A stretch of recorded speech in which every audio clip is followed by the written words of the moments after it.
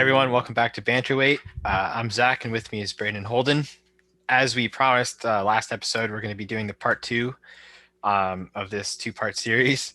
Basically, we're going to be focusing on rules and our opinions on them, and whether or not some of them need to change.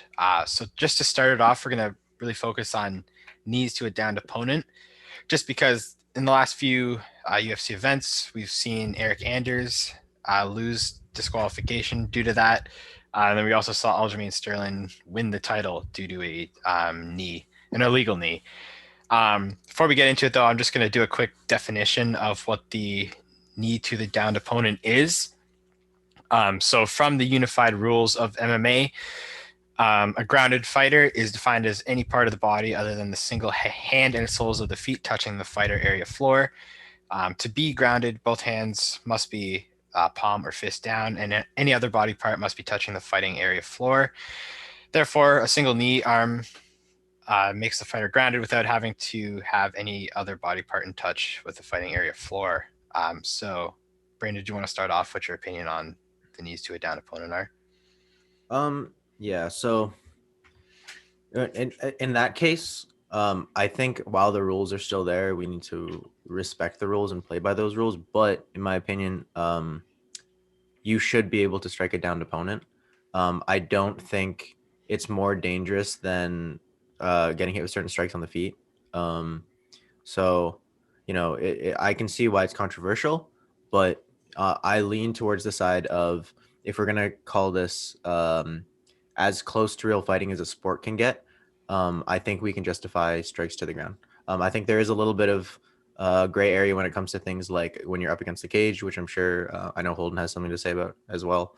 Um, so there are those gray areas, but in general, I'm for strikes on the ground.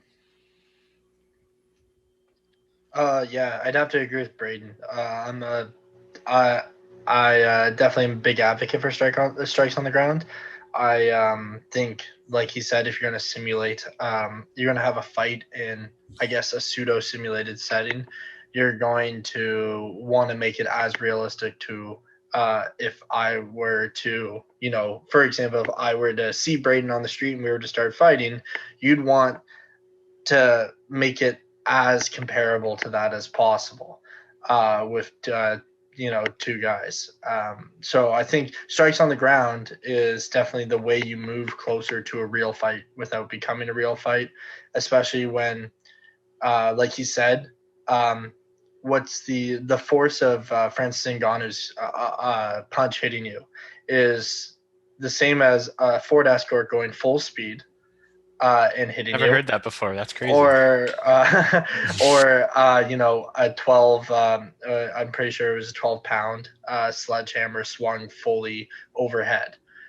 So I don't think there's any world where so that guy can still punch you on the ground.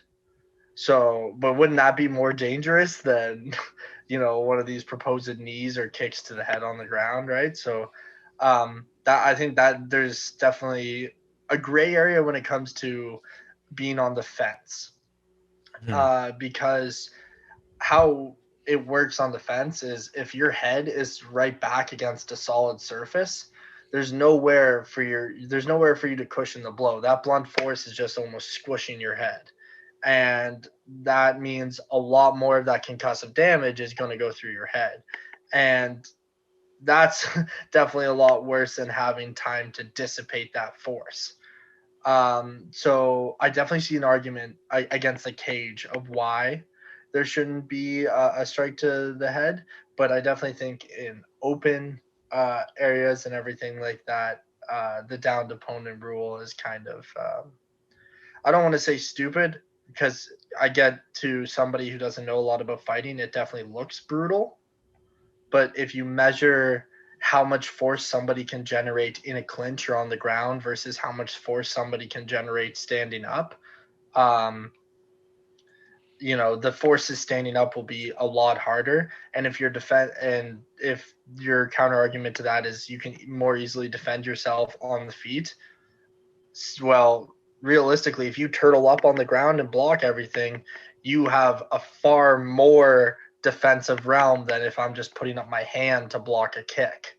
And So to go on top of that, I was just reading an article too about, I mean, if you look over to like Asian MMA, so like ONE FC to be more specific, grounded knee strikes are legal.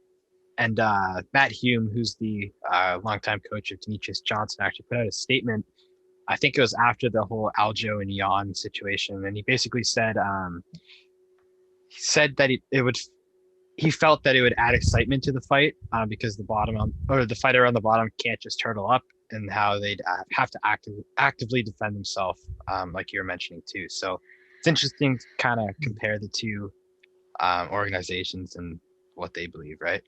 And Especially Demetrius Johnson, who's technically fought both, right? So yeah, and like to that point, obviously the first thing that comes first is safety for the fighters. Like that's the reason these rules were in place to begin with.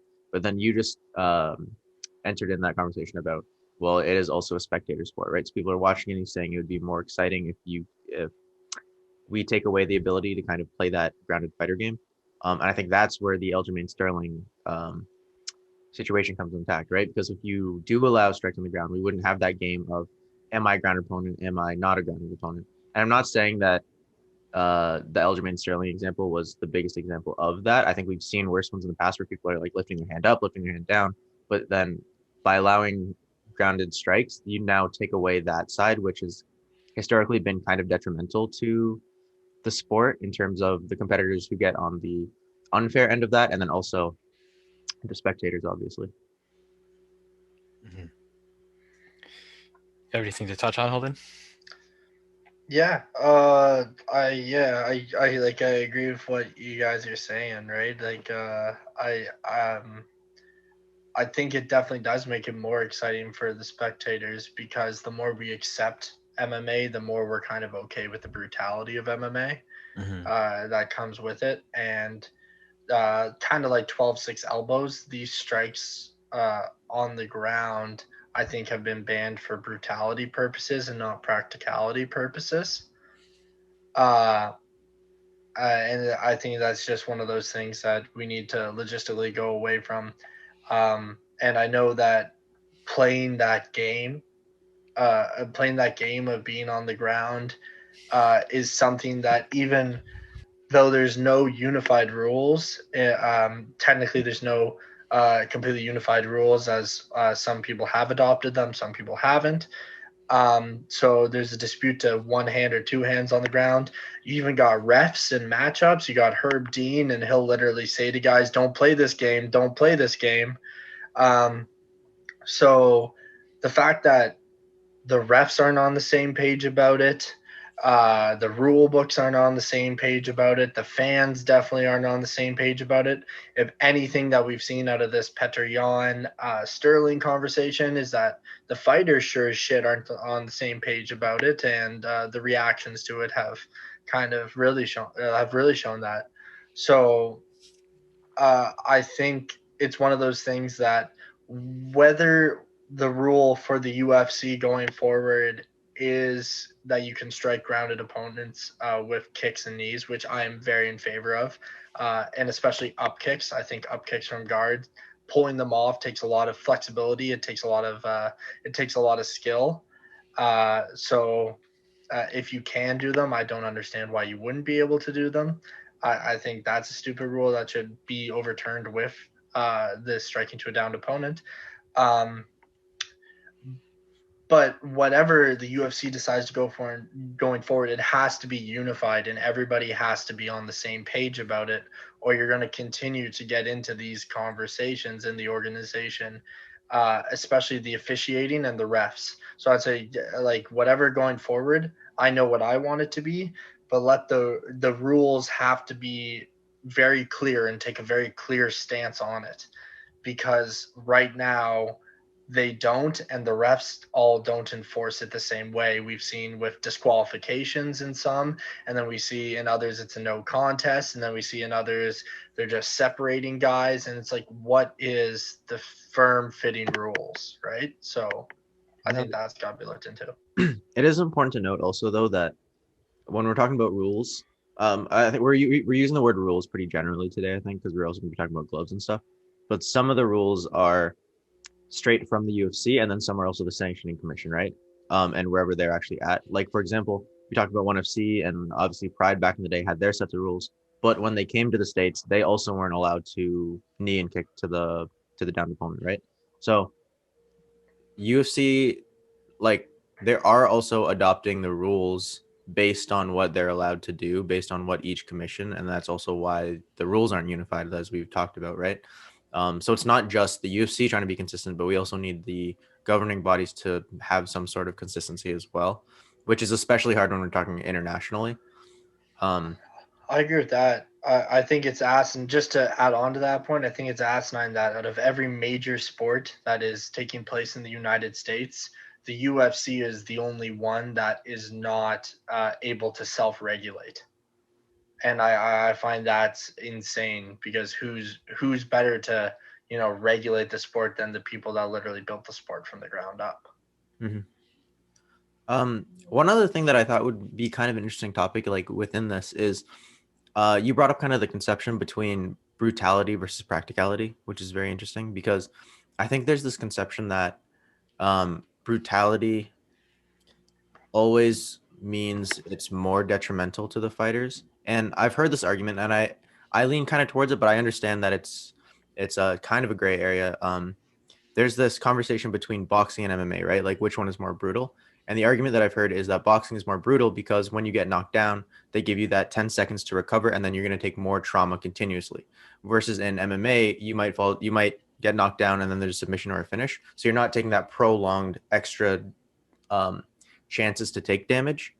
So is there an argument there of when you get to the ground, the ability to actually finish the fight quicker rather than prolonging a possible beating could potentially be safer? Yeah, I think there's an argument there. I wouldn't agree that boxing is more brutal than MMA. uh, and a big part of that is elbows and knees. Mm-hmm. And you can't use elbows and knees in a lot of amateur sanctioned areas because of how dangerous they are, and how quickly they can open cuts and cause mass damage. So I really don't agree that boxing is more brutal than MMA, and I think that the the fact that the ref has that time to look at somebody during a knockdown and gauge whether they're okay or not, the ref now has that time to call off the fight, whether than if you're just rocked and a guy actually just literally jumps on you and starts beating the shit out of you. Um, but that's my view on that. But I do think that, if the guy's gonna, if somebody's gonna be knocked out, you know, instead of being knocked out over 30 seconds because this guy is absolutely landing all these strikes and opening up more cuts on your face and everything like that, if you can get, dropped down and someone can just go, you know, and someone can just throw a kick and they're like, oh, okay, end the fight. I agree with you there. Like, you don't want to prolong someone's suffering, especially in that moment. Do you have any last points on the knees there, Brendan? Or Um, no, I think you made a good point that like we have seen it in the in other parts of the world. I think it is also important to note that we saw it in Pride so many years ago, and I don't think there's obviously I don't have the numbers or like the statistics, but I think just from a fan point of view, I don't see an obvious correlation between organizations that did allow knees versus organize like the UFC who doesn't, and like more uh long lasting trauma or injuries.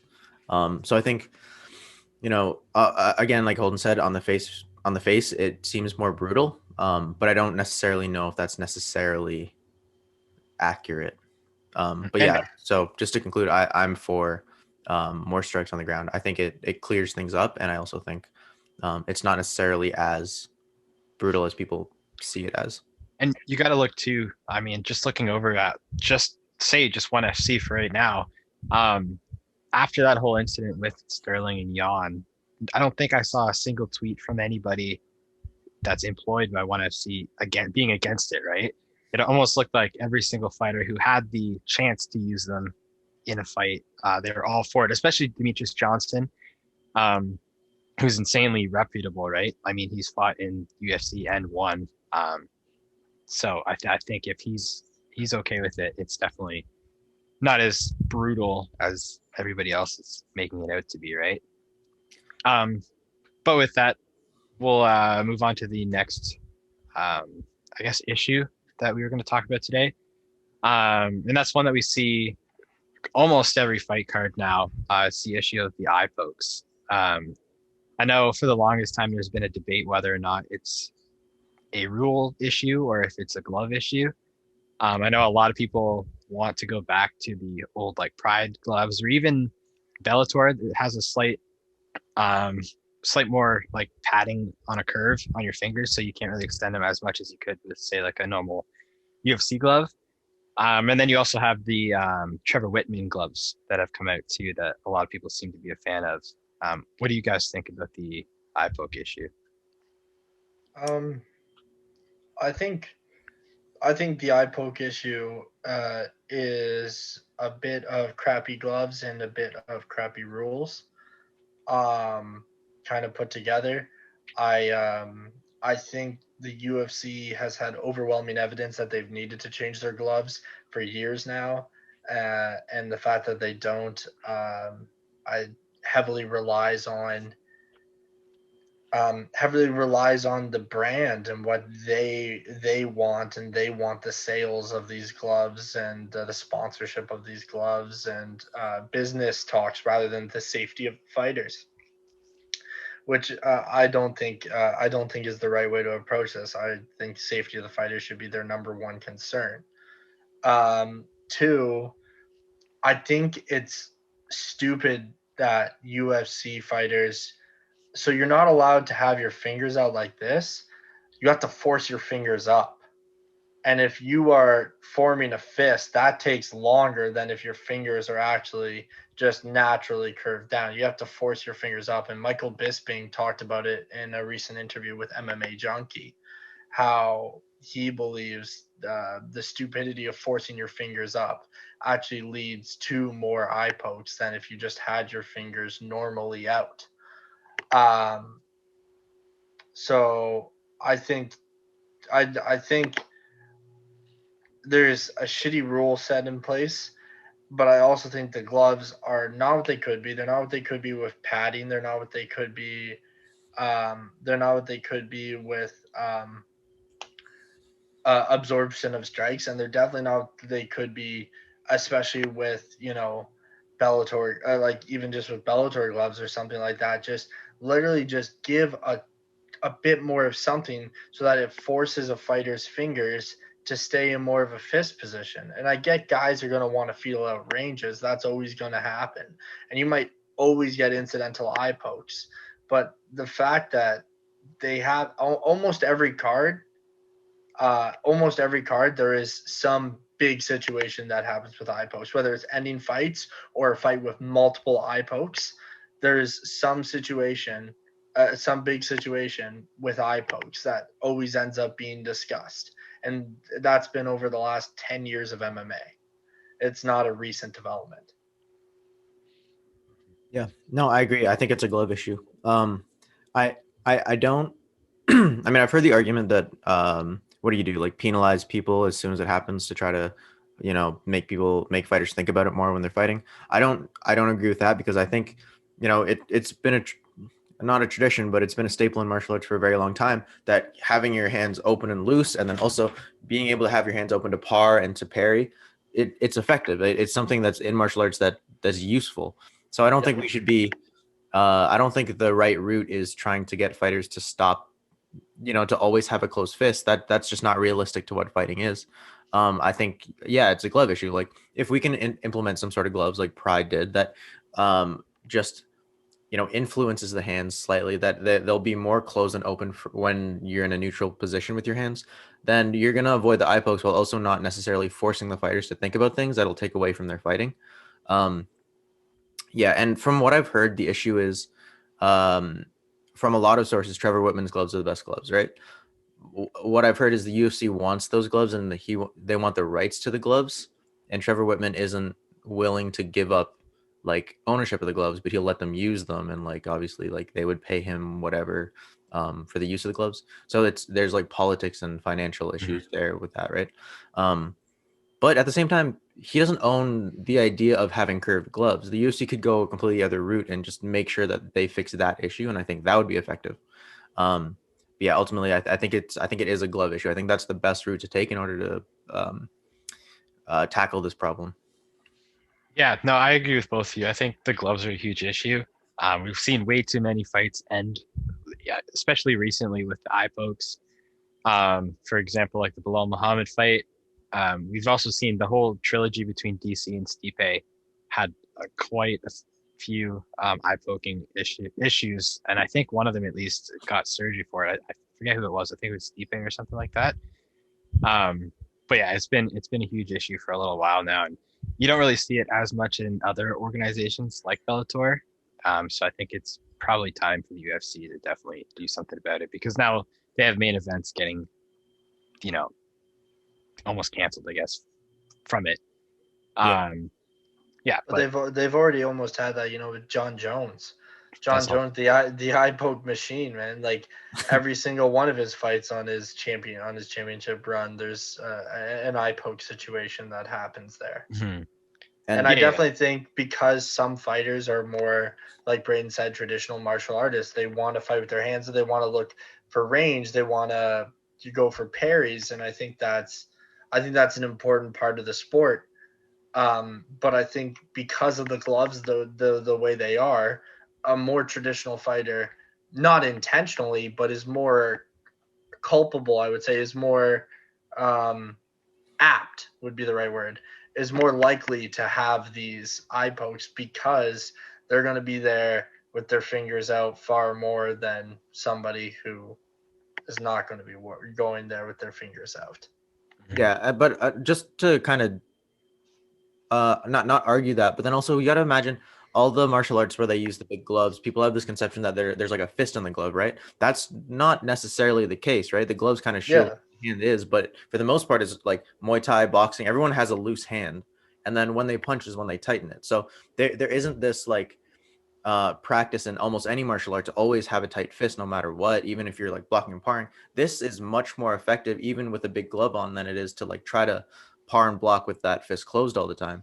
Oh, 100%. I'm just saying, for example, somebody that focuses a lot on parrying, and especially when you look at John Jones do it, or you look at somebody like Stephen Wonderboy do it, um, when they're looking and they're trying to find their range, they're very outstretched with their hands. And I agree with your point about parrying and everything like that. But also in a Muay Thai fight, a key way of blocking is helmet guard. You're not going to poke anybody in the eye coming in when your hands are up like this. Mhm. So I agree with what you're saying about parrying and everything like that. And even like when I was fighting Muay Thai, my hands were never sorry closed the entire time. Like I wasn't walking around with tight ass fists. Like you're there, you're engaging distance, and then when you're ready to lean into your combo, that's when you're going to create a fist, and that's when you're going to go into it. Otherwise, you're just wasting energy. You're hurting your own hand. It makes no sense. But traditional martial arts like karate, for example, where you are going to be parrying a lot more and where your hands are a lot more open when you're extending and feeling for ranges, I find that style is far more likely to create an eye poke than somebody in a Muay Thai style, for Mhm. example. Yeah, Mhm. for sure.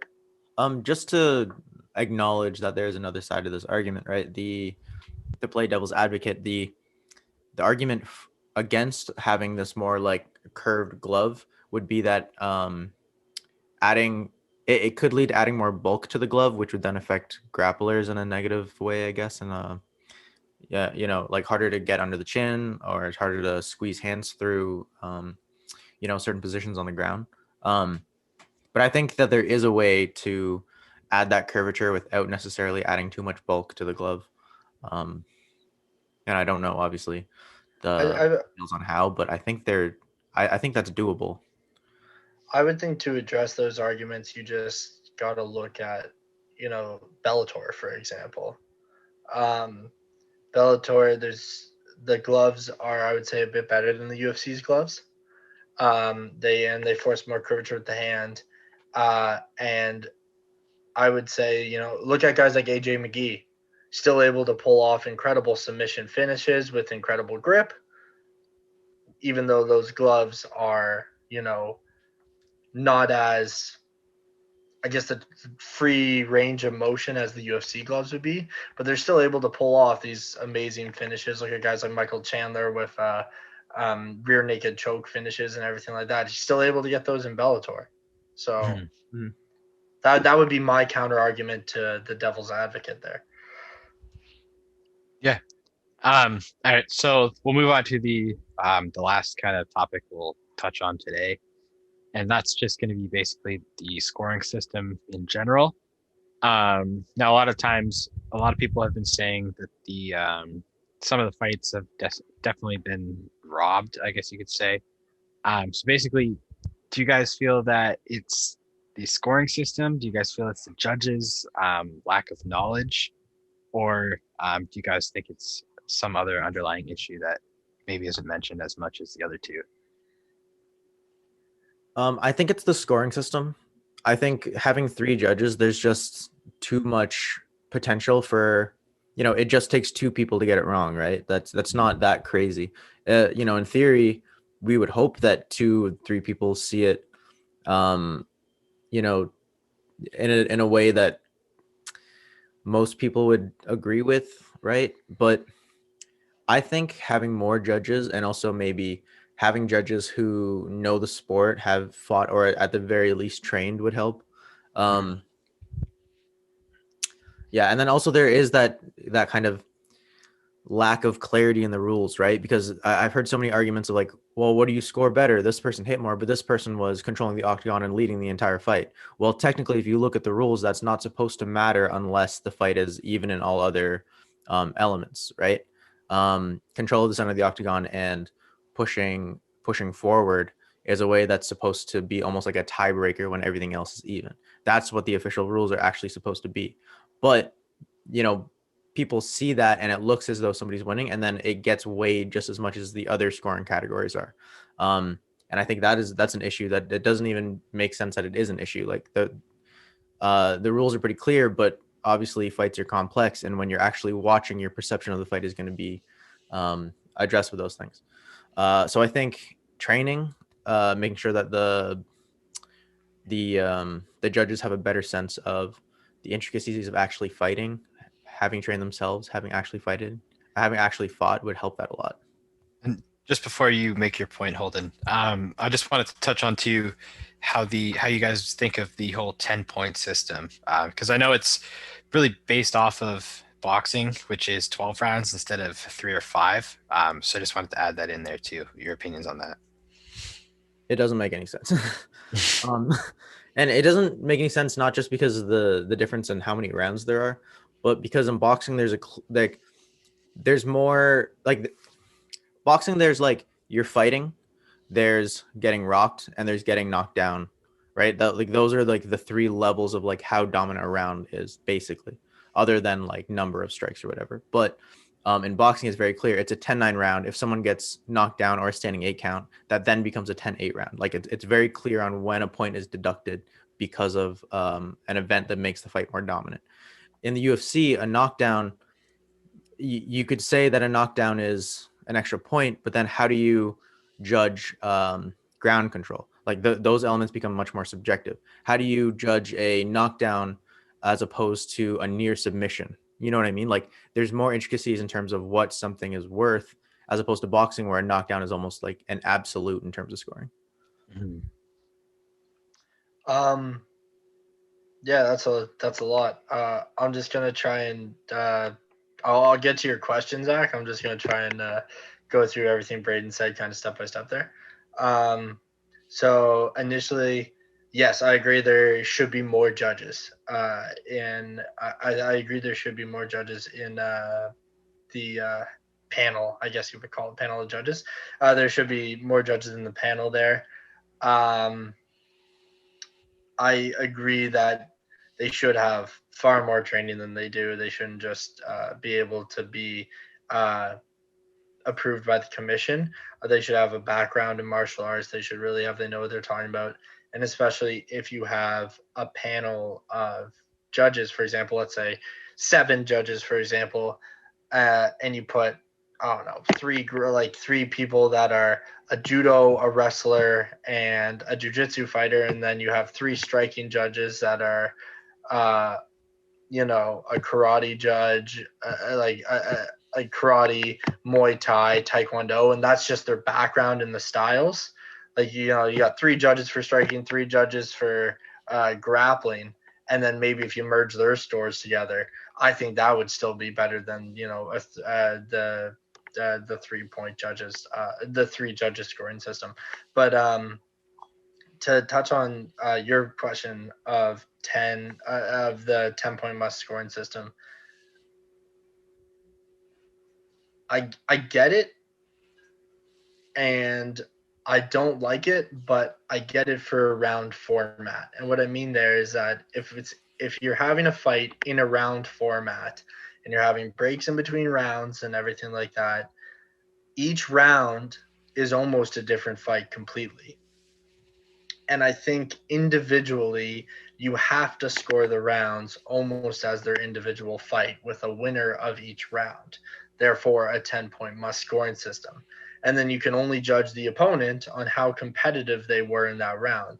And yes, MMA has intrinsically more elements in the game than boxing does. Boxing is less than half a fight, right? You got your hands, you don't even have your elbows, and you can only hit above the waist. So discarding footwork, head movement, all that stuff, there's a very finite area that you can attack, so it's far easier to put scoring methods on those areas. And I think as a fight becomes more encompassing of a full fight, you have to step away from the round format. So, for example, I think for full fight scoring, which I think is the way that it should go, you should have a full fight. It shouldn't be 3 rounds, because I don't think you can do full fight scoring over 3 rounds, because you have time to go back to your coaches. They have time to give you water. They have time to give you advice. They have time to adapt you to it. You are training for this fight. You go in there and you have 15 minutes straight or 25 minutes straight to do your thing. And you're listening to your coaches as the fight goes on. But that's what a full fight is. And there's no breaks in a full fight. Going back to the conversation, if Braden and I, met on the street and, we had a fight with all these elements in it. Let's say, Braden hits me with a head kick and I'm really wobbled and he's coming in to rush me. He's not on the street going to go, that's the end of 5 minutes, and then walk away and give me a minute to recover. So I think it's fair to say, yeah, Braden won that round, because that's what it was. It was a round. He won that round. So you give that round to him, and you can watch that round and say, damn, Holden was competitive that entire round, but that head kick really did win it for Braden. And we always say it, if there was 10 more seconds in that round, if there was 5 more seconds in that round, he would have been able to finish the fight. But it was a round. There wasn't 5-10 more seconds in that. There wasn't 5-10 more seconds in that round. There was exactly 5 minutes, and he did what he needed to do in those 5 minutes to get the 10. Or she did what she needed to do in those 5 minutes to get the 10. But unless you have a full fight, I don't think you can score it as a full fight, because also in those 5-10 seconds where I'm rocked with that head kick, Braden was rushing in and then they stopped it. What if I unleashed one hellish uppercut and knocked him out in that little time period there? Mm-hmm. So how can you quantifiably say that Braden would have knocked me out given 10 more seconds? You can't. So That's why I think round scoring is important if you have rounds, and 10-point must make sense if you have rounds. And I know there's full fight scoring in other organizations that works, but I think if you're going to have full fight scoring, you got to have a full fight. I disagree. I'm not as convinced that you need to have no rounds in order to have full fight scoring. because I think you are agreeing to the same rules of engagement at the same time. You're both going to get a minute break. And I agree with you that personally, as a purist, I do think there should be no rounds. But in terms of the sport itself, I think it would be, you'd have to balance, because you're going to see a lot of detrimental fights in which, like, maybe, especially in heavyweight, they do really require that 1 minute in order to continue having exciting fights. I'm not on that fence, but I do think that's one of the arguments in terms of the longevity of the sport. But I'm with you that as a purist, I do think there should be full fight scoring and maybe no rounds. Like that makes sense to me. I would just quickly, like, I'm going to let you continue, sorry, but quickly a counter argument. Look at a soccer game. Soccer game goes on for 90 minutes, 45 minutes halves, and and it ends 0-0 sometimes. And I'm not saying soccer is a bad sport. I'm not saying anything to the merit of the sport. I'm saying there are insanely slow segments of that game, but that they can still be very interesting. And there are insanely slow segments of that game that sometimes they kick the ball around in the backfield to let their strikers gain more, gain that little explosive burst, and then they go for that one shot. So what's the difference of that happening over a minute between rounds, or maybe 15 seconds in a fight where you just go, okay, now I'm going to explode, kind of thing. So that would just be that quick little counter argument, but continue. For sure. And then the thing that I would say that I disagree with you more on is, so for your argument that if we're going to have rounds, we should do round scoring. That's fine. I can see that argument as well. I don't think that round scoring needs to be a 10-8 round must system, or a 10-9 must system, or whatever. Because it's too stringent on the fact that 10-9 is the norm, right? Because now we're getting a fight where somebody outstruck somebody like 2-1, but there wasn't any crazy damage and there wasn't any crazy control. That will also typically be like possibly a 10-9. And then you can also have somebody who goes into a round and goes basically like half and half, and the round could go either way, and that's also a 10-9. So that doesn't make sense. I think the factors should be more extreme in terms of the spectrum of how dominant a round can be. I know I'm kind of saying this sort of a complicated way, but like look at Verdum and Overeem, for example. They have 2 rounds that could go either way. It's not a round that can clearly be judged, but Verdum just barely edges those 2 rounds out by a factor of like 51-49 or something like that, right? He then has 2 rounds, even though the fight was super close, and then Overeem knocks him down in the third, which was more significant than the entire first 10 minutes of the fight. Yet Overeem loses that fight because they're all considered 10-9 rounds. And the reason that happens is because in boxing, it's already established in the 10-point must system that a fight is generally a 10-9 round until there's a knockdown or a standing 8 count. So I think taking rules like that are already established is detrimental to the fact that in MMA, there's too big a spectrum on what could happen between 2 fighters. If you're going to do round scoring, I think there should be something like picking the winner and then giving like a score on how much he won. And then those will add up later on to give a much more vivid idea of exactly how much somebody was dominant by. It doesn't make sense that a very close round can be worth the exact same as almost a very close round. There's too much. There's just not enough difference between how rounds are scored in the 10-point must system. Yeah, I can agree with that, and yeah, I can definitely agree with that and appreciate that. But I also think, for example, look at Volkov and Lewis. I think if Volkov, like for example, if you took full fight scoring into an event, I know he knocked out Volkov, but let's say he didn't knock out Volkov, and he just got a massive knockdown at the end there.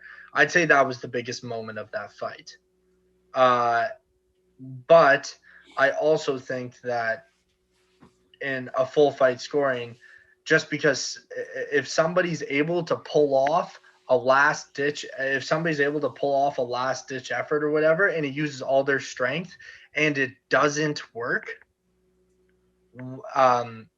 why should I not be rewarded for 15 minutes of dominance. No, I totally agree. But see, that's different because now you're catering, or you're comparing 4 rounds of pretty dominant, like non-arguable rounds versus one knockdown, right?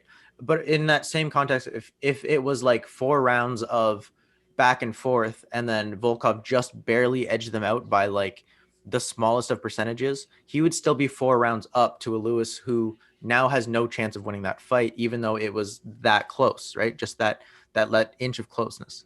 That fight's not necessarily the example of what I'm trying to say, because Volkov was clearly winning that fight for 4 rounds. So that explanation there, I see your point. I see your point. I don't agree with it, but I understand your point.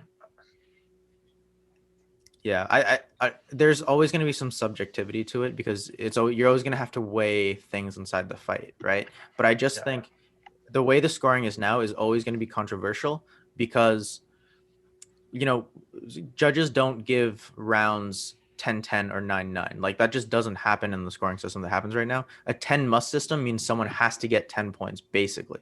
At the very least, it's very, very, very likely, like 90% likely. So I don't think it makes sense to score rounds that are super close the same as scoring rounds that were not necessarily that couldn't necessarily go either way.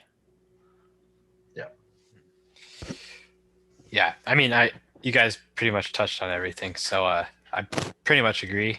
But yeah, that'll be it for this episode.